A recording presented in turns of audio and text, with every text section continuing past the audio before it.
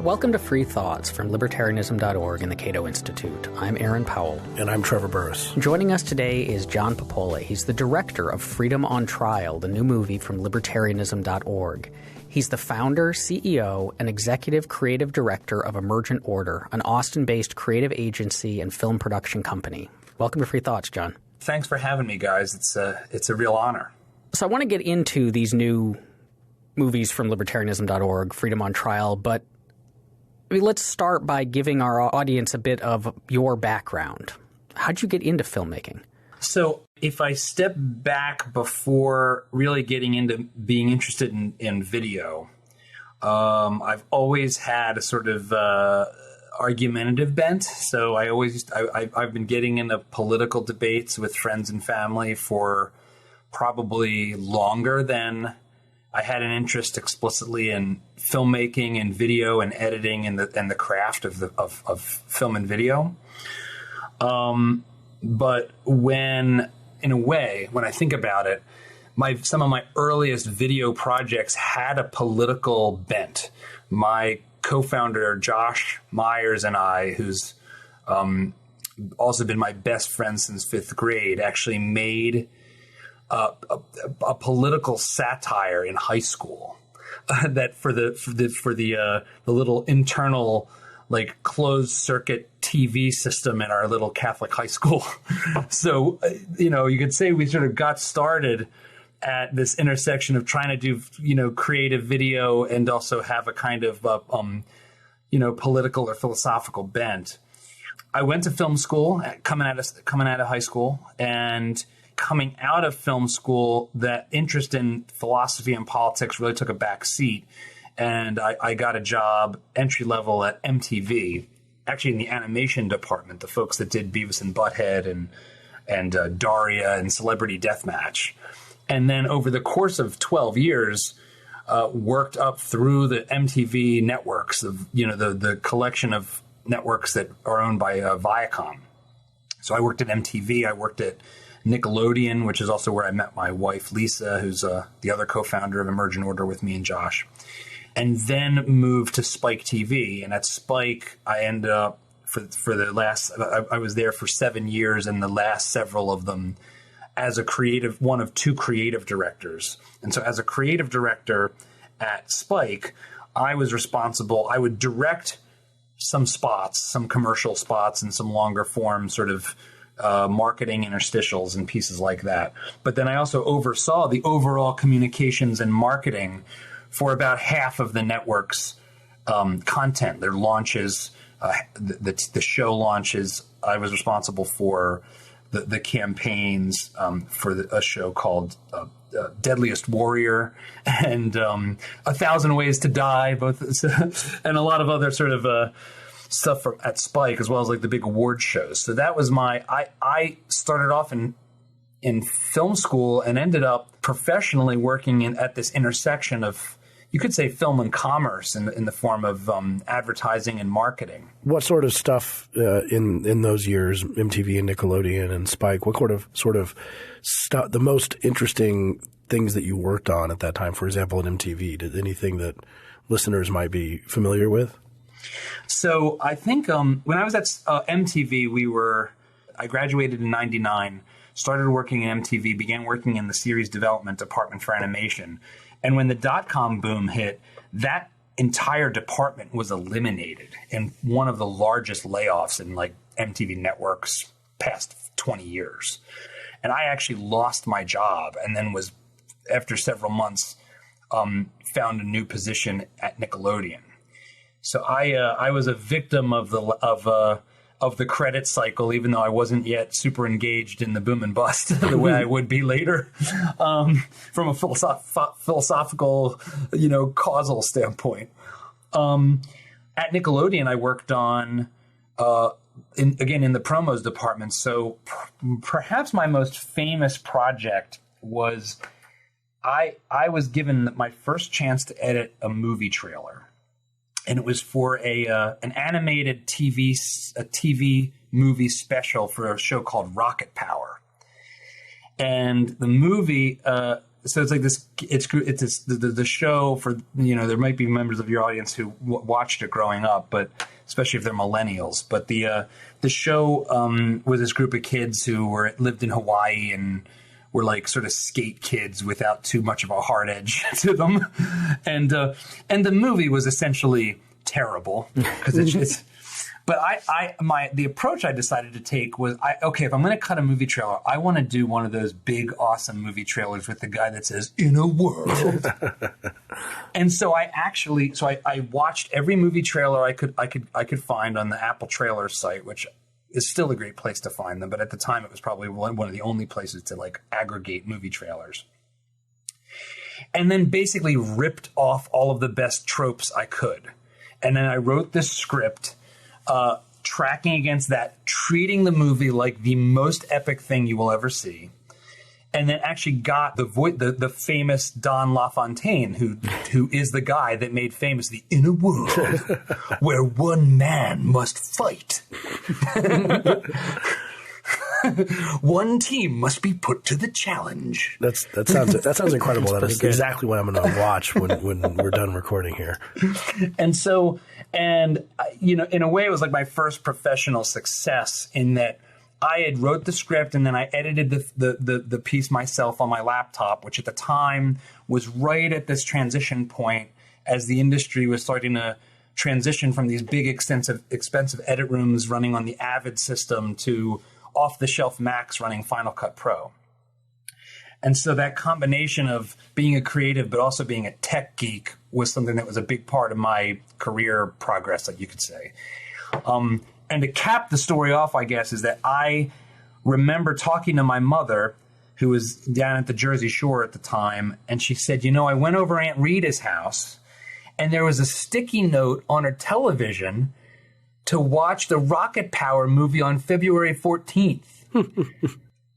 So that trailer, and at the time, that really fairly poor TV movie, I think got some of the highest like one-time ratings Nickelodeon achieved. And there wasn't a lot of, and I think in a way, like that approach of taking a kind of genre style and applying it in a new domain is something that's come to dominate a lot of what we've done at Emergent Order, including Freedom on Trial. Mm-hmm. You know, you see the sort of echo of, hey, here's this fun topic. How can we take like a big entertainment convention and overlay it in a surprising way? And it's something that just, you know, the Keynes Hayek rap videos do that. The Cronies did it. And I think Freedom on Trial is like the latest incarnation of this effort to sort of blend unlikely ideas with style forms. So if that's how you got into filmmaking, how did you get into libertarian filmmaking? the vast marketplace of libertarian filmmakers, yes. Of course. How could you not bump into it along the way? So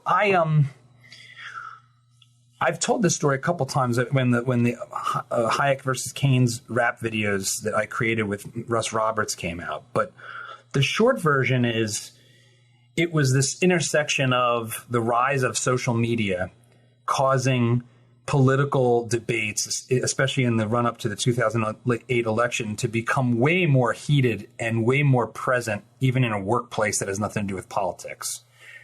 So the 2008 election, you know, Facebook starts to escape from just being something college kids use in 2006. And by 2007, you know, everyone in your office is suddenly on Facebook and starting to share their thoughts about the election without any sort of social norms sort of established.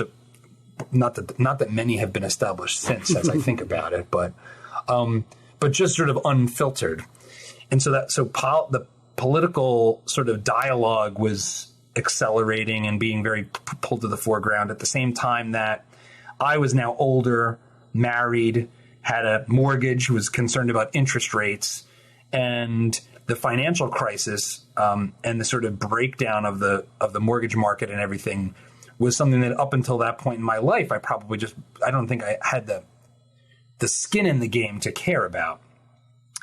And so that was sort of a broader context. And then in particular, Ron Paul's sort of singular voice pointing to what seemed like the only rational, plausible take on what was going on really was the invitation for me to take a look. I'd always sort of seen myself as a conservative Republican, essentially inherited from my family, as a lot of people's politics are.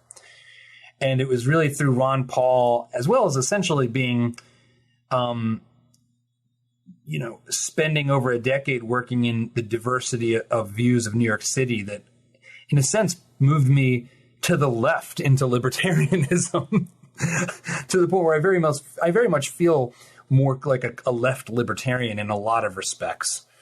My concerns, that what animates my interest in libertarianism is a very humanistic belief in freedom as an empowering force for good, as opposed to a kind of religious adherence to the Constitution or a kind of traditionalist, well, this is the American way. Like, I really believe that freedom and the sort of classical liberal conception of it is the true path to like human betterment. And so for me, that's what all gelled as I think I got more mature and circumstances, raised awareness about what's happening in the world of politics and economics. Talk a little bit about the Hayek-Keynes rap battle videos. What was the genesis of that? Was that your idea originally and you contacted Russ, or did you come up with it together? How did that end up happening? It's a very odd idea. Yeah, if I just pitched it to someone immediately, especially at the time, because rap battles are more common. I guess we have the epic rap battles of history and of course Keynes Hayek. And so I feel like at the time, what year did the first one come out? We released the first one, Fear the Boom and Bust, in January of 2010. Right. I remember hearing, so that was, I had been at Cato for 6 months or something, I think then. And I remember hearing there's this Hayek-Keynes rap battle video and you got to watch it. And preparing for it to be really bad because it sounds like the kind of thing that would be really bad. And then it totally wasn't. So Econ Talk. So as I said before we started, this podcast has actually entered the top of my list alongside of Econ Talk. But my first love will always be Econ Talk. That's okay. It's ours too, so it's fine. And so I had this long bus commute, which was essentially my schooling, because I didn't take any formal economics in my education. And so I was listening to Econ Talk as well as like Planet Money from NPR, which was always exceptional and very classical liberal, really, when you listen to it, because they are interested in actual facts. After the election and with the bailouts and this massive stimulus program, I was really animated into a kind of activism. I wanted to try to get the message out that we're doing all the wrong things, that we're like repeating the same mistakes that got us into the mess, in my view, from reading about Hayek and listening to Ron Paul and reading Monetary Mischief from Milton Friedman and listening to Econ Talk. And so I decided, actually with a lot of instigation from my wife, Lisa, who really said, you got to do something interesting with this interest because, man, this economics that you're so excited about is the most boring thing in the world.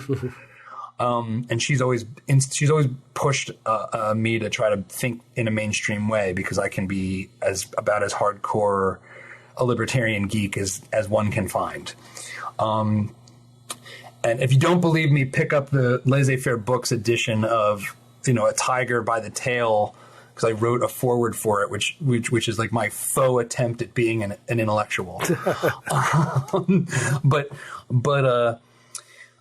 I reached out. I cold called Russ Roberts because I thought, well, hey, if I just try to do something about the boom and bust on my own, who the hell's going to pay attention to me? I'm not an economist. I don't have any credibility in that domain, and I also want to check to make sure I'm even like getting some of this stuff right.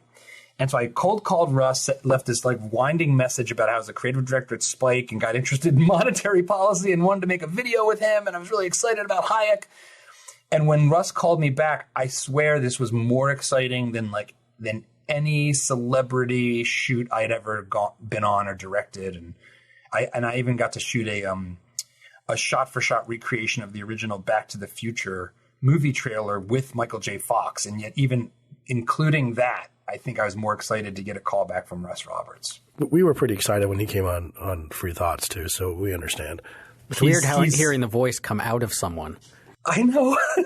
he's just, I really believe he is the best living economist today. And I say that because I think he has, he embodies that classical liberal political economy that's richer than most economists who've come up through this much more mathematically oriented, much more equilibrium-minded school. I mean, he's a true economist. So we started to have a dialogue, and Russ is a very small C conservative person when it comes to taking on projects. He's always very busy. A lot of people I learned to approach him about things. And so it took about 9 months from the first phone call to the completion of Fear the Boom and Bust. And we took many zigs and zags along the way. It didn't start off as a rap battle. We originally thought, well, maybe we'll do like a faux sitcom with Keynes and Hayek as like the odd couple. And then we thought, well, that's going to be really hard to pull off and it might not be very good. So why don't we do like just the show open and make like a funny spoofy show open to that show, and that'll be the video. And then Russ made an offhanded joke about doing a rap battle, and I immediately glommed onto it and thought, you know what, that's actually a great format for a back and forth and the cadence of rap. And I wasn't much of a rap fan, which is the other ironic thing. So I had to basically – have either of you seen the movie Hustle and Flow? No, have you seen that? No. So in Hustle and Flow, basically it's the story of a pimp who has rap talent and becomes like an up and coming rapper, but you watch it very tangibly happen. Like he just lays down these rhymes, and he's got a buddy that's a music teacher, and he takes his rhymes to his buddy, and he's like, well, you don't have a hook. He's like, well, what's a hook? It's like, it's the refrain.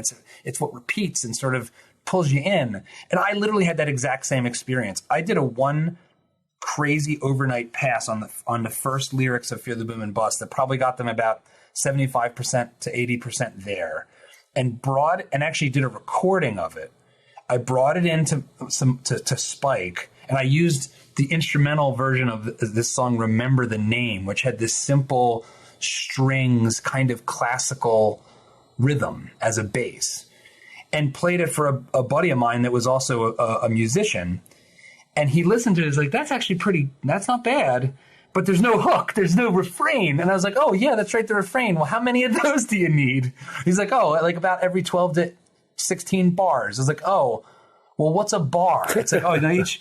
Yeah, I mean, I was really like, it was like a child recreating something that's been well understood for centuries. It's like, oh, well, like every line is like a bar. And so like 4 bars is a measure. And so, okay. So then I went back to the script and said, well, actually the first 4 lines are a pretty good refrain. We've been going back and forth for a century. I want to steer markets. I want them set free. There's a boom and bust cycle and good reason to fear it. Blame low interest rates. No, it's the animal spirits. And so I took that, copied it basically every 4 to 6 measures of lyric, and then worked with it with Russ for like 3-4 months. And then and Lisa found the actors that play Billy and Adam, who play Keynes and Hayek.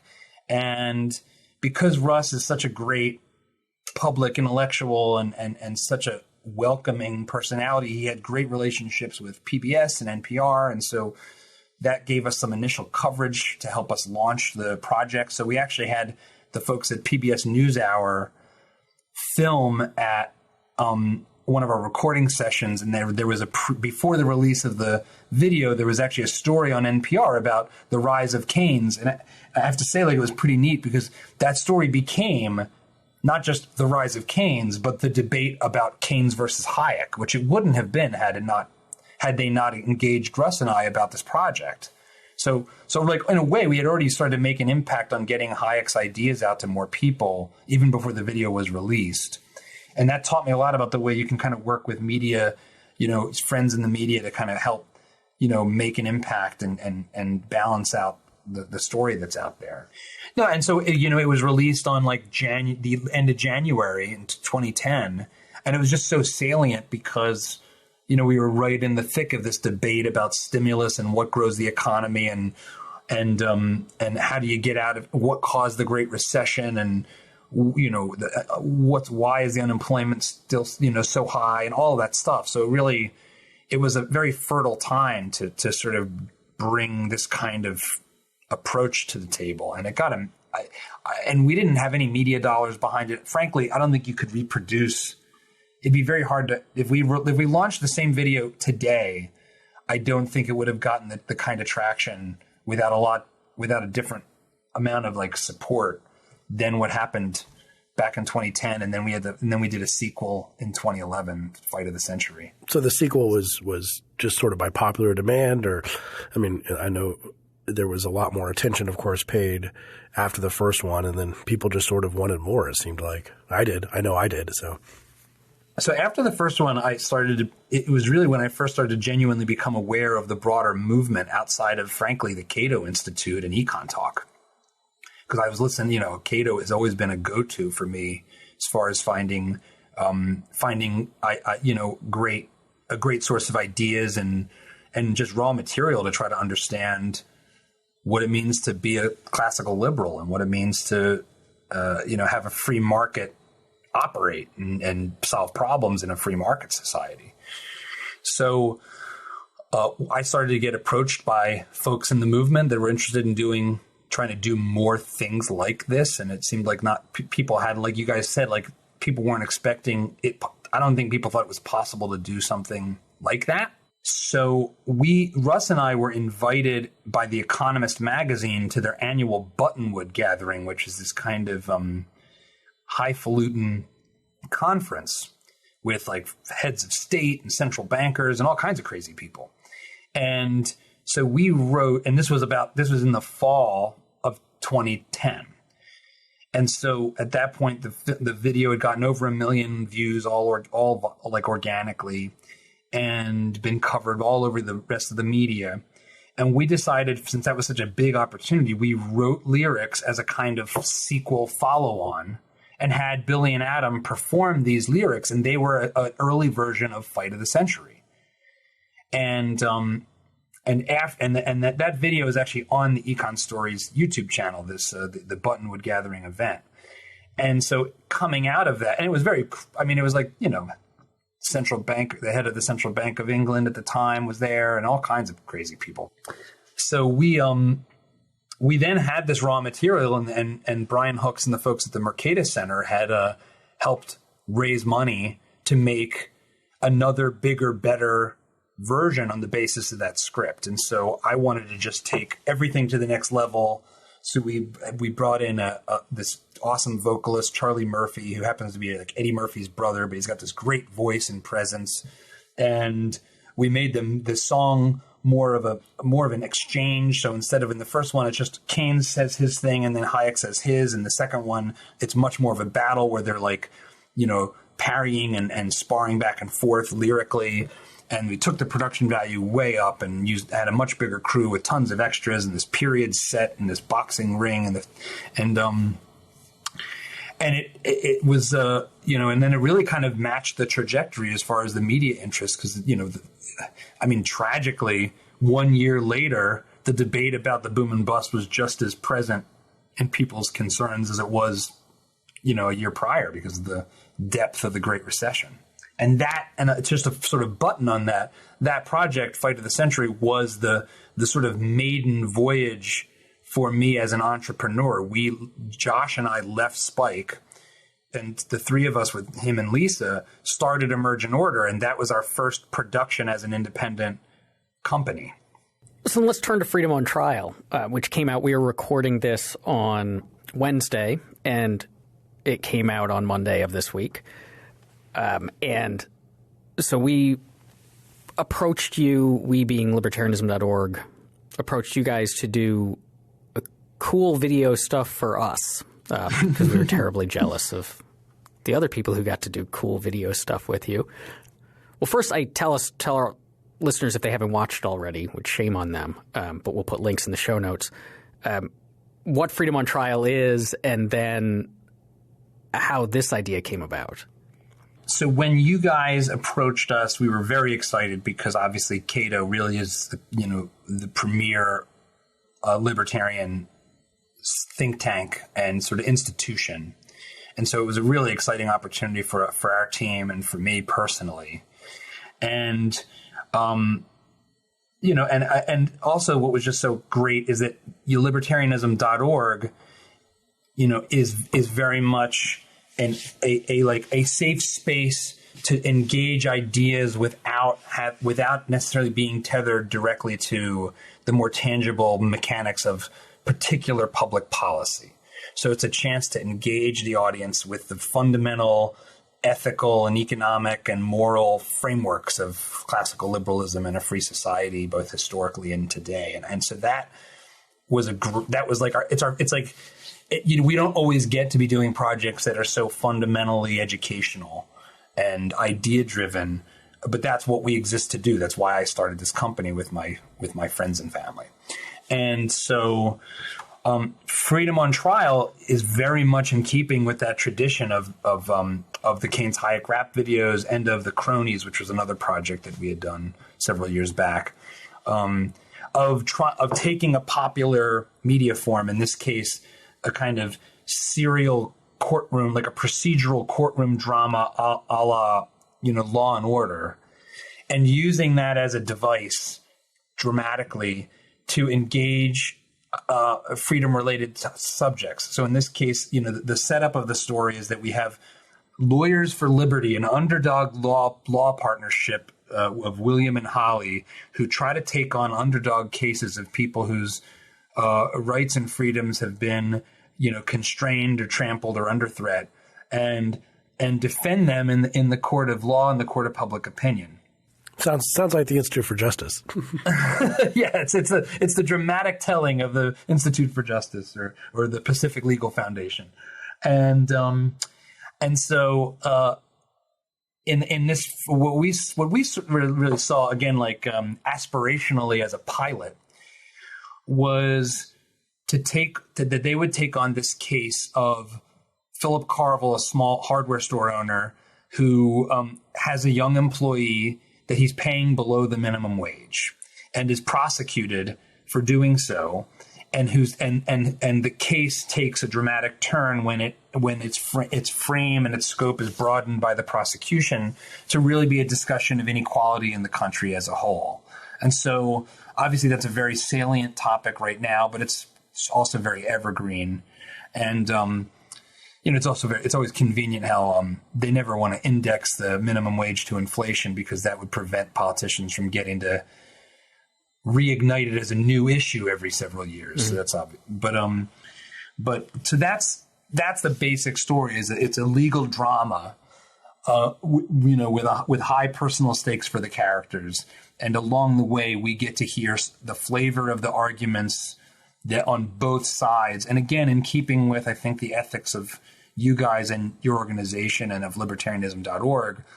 And it was such a great collaboration because you really encouraged us to be, to give both sides strong arguments, and to let the debate that takes place be a full and balanced and robust debate. So even though our sort of heroes, if you will, are the classical liberal lawyers, we didn't hobble the arguments of the prosecution or the other side in any way. And that was something that was a kind of ethos that began with the Keynes Hayek rap videos for me personally. And I just think it's a great way to engage dialogue.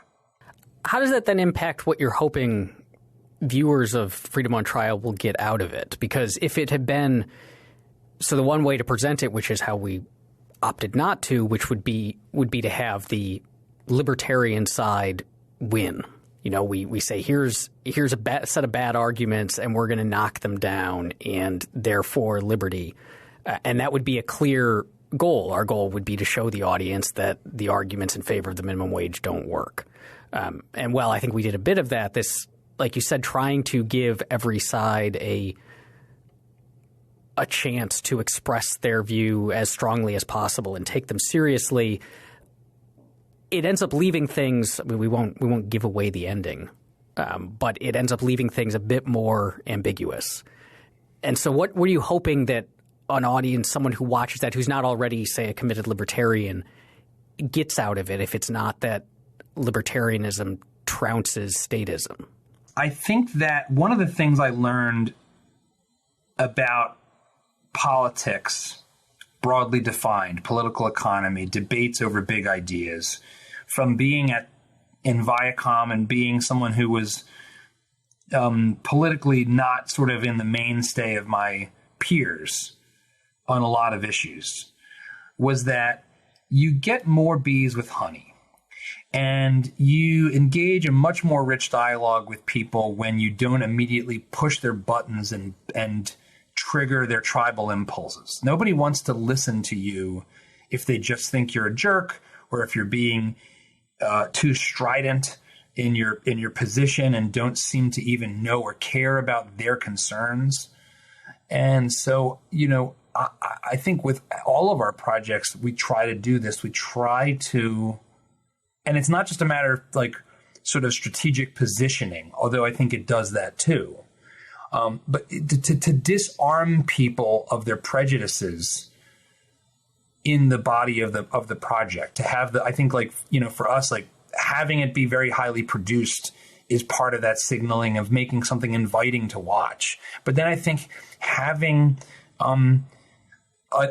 you can't avoid the fact that these are deeply contentious subjects and that there are well-intentioned people on both sides. And I think if you just set up the opposition, in this case, people who believe that government not only should have the right to interfere with the agreements of two consenting adult parties, but that it will make them better off, or it will make society as a whole better off. Nobody's twirling their mustache as a villain thinking that, for the most part. I mean, maybe a handful of narrow interests are doing so, the sort of like the bootleggers of the crowd. But most people want to make the world a better place. And so I think you have to, I think it's important to embed that understanding in your storytelling. And I think as a filmmaker and as a storyteller, you have richer, more dramatic characters when they're not just white hats and black hats. I think white hats and black hats is boring. I think the character complexity is a huge part of what makes a dramatic story be dramatic and be surprising. And you don't want, if you know what the ending's going to be right before you start, are you even going to watch to the end? Like so I think it's both philosophically and morally a good way to go, and I think it's dramatically a good way to go. Was this a different kind of project than Emergent Order had done in the past? Was this something new to you guys and how you had to go about doing it? Well, we had done one scripted dramatic web series prior to this that I think was sort of a good prototype in a way, which was the Love Gov series that we created for the Independent Institute. And so we had already managed, I think, to successfully tell a character-driven story that had a didactic framework to it without it being, one commenter said, "This is not cringeworthy," which in one hand feels like faint praise, but I think when you're trying to actually like unpack these kind of ideas, that's actually great praise from my perspective. Because it's like you said, the pitch of these things, your first impulse is, oh, that's not going to be very good. Right. Yeah, and it's kind of interesting. That's the real fascinating, I guess, challenge that you're engaged with, and it's what we thought about when we were discussing the different concepts for the movies was what would not be cringeworthy. And it's kind of odd because there's a lot of tropes out there, like Captain Planet. Which is being turned into a live-action movie. Well, I think Leonardo DiCaprio wants to turn it into a live-action movie. I didn't know that. Yes, Oh, no. Yeah. But Captain Planet is absolutely unbelievably ridiculous. But people don't really perceive it as I mean, I think people perceive it as ridiculous. It's a 90s cartoon and it's a little bit pompous, but not because the evil corporations are trying to kill the environment and there's a superhero saving it.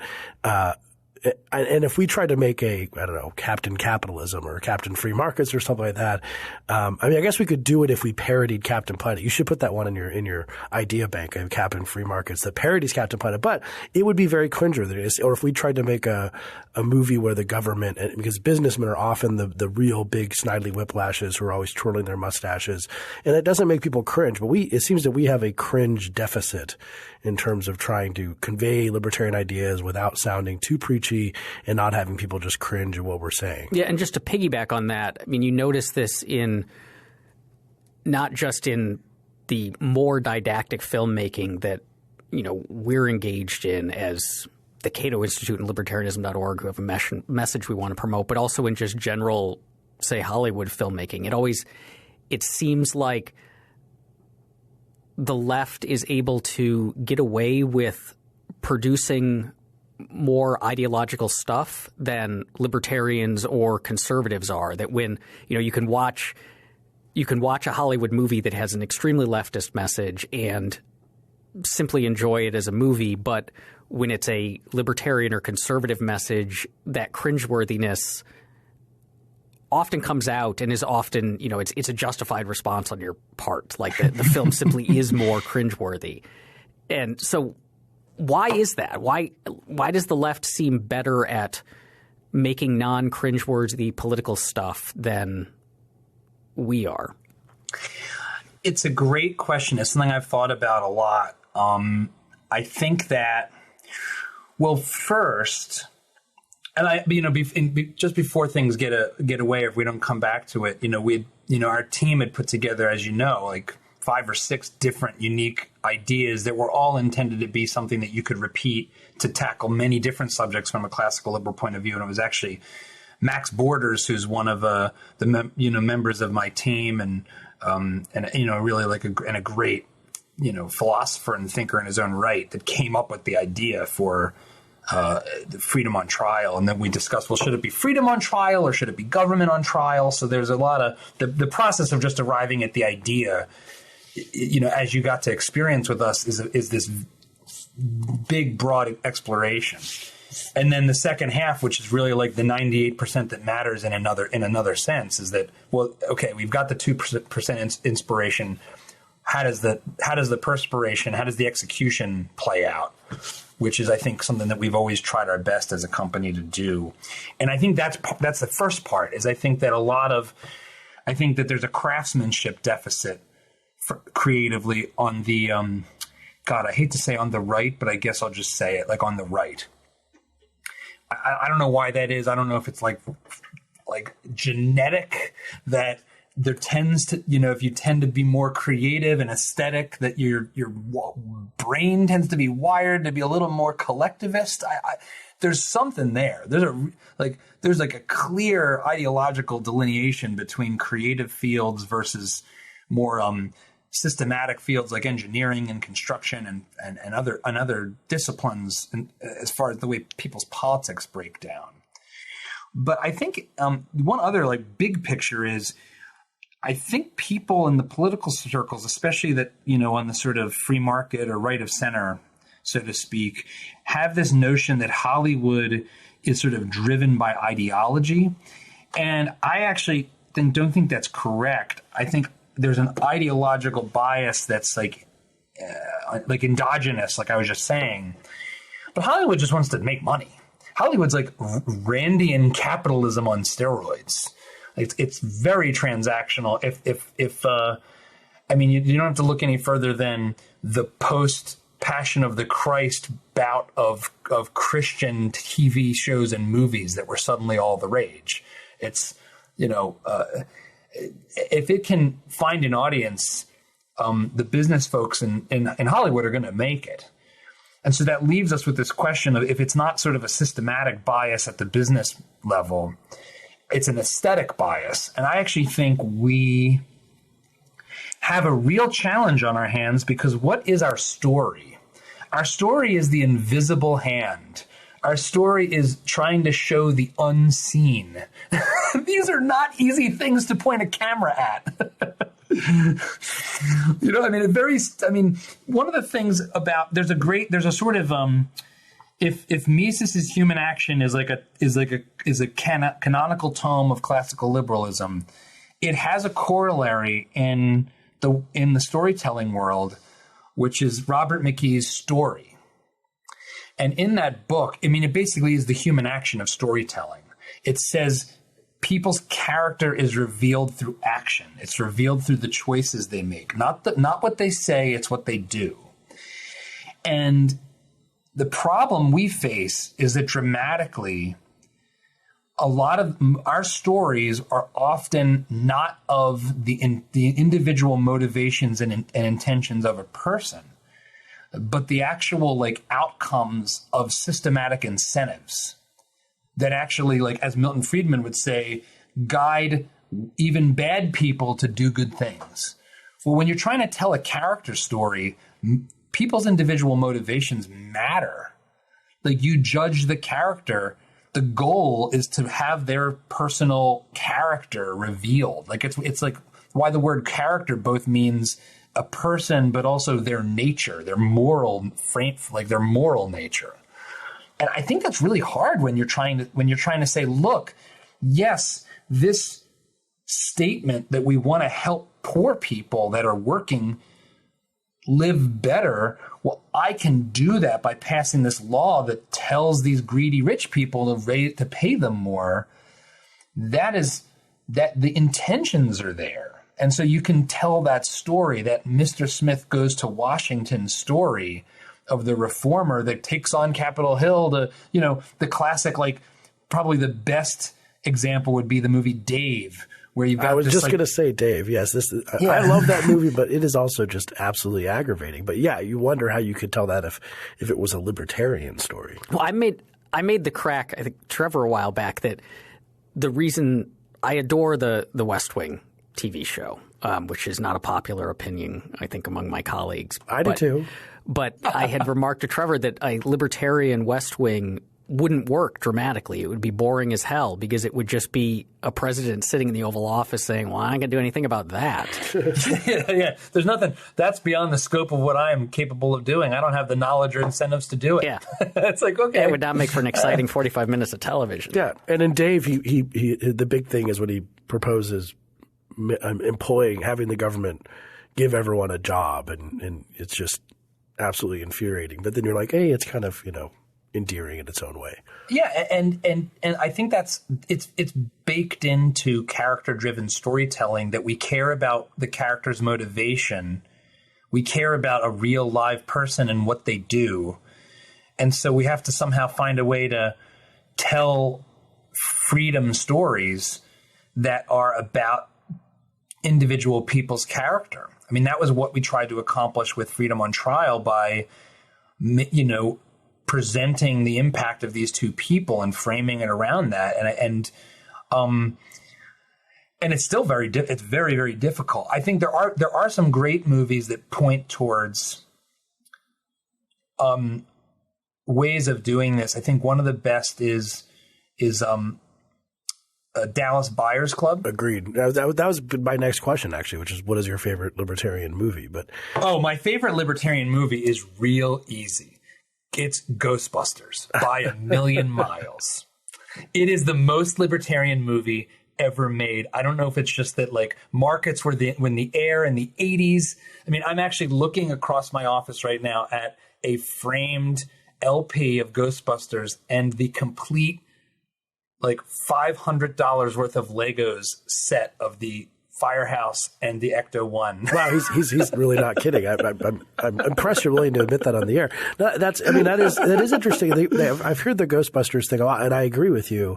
And it's interesting because I often say Dr. Strangelove is one of the great libertarian movies, but both of those movies are incidentally about freedom and markets and entrepreneurship, or in the case of Dr. Strangelove, the complete and utter idiocy of people in the government, which I think is important.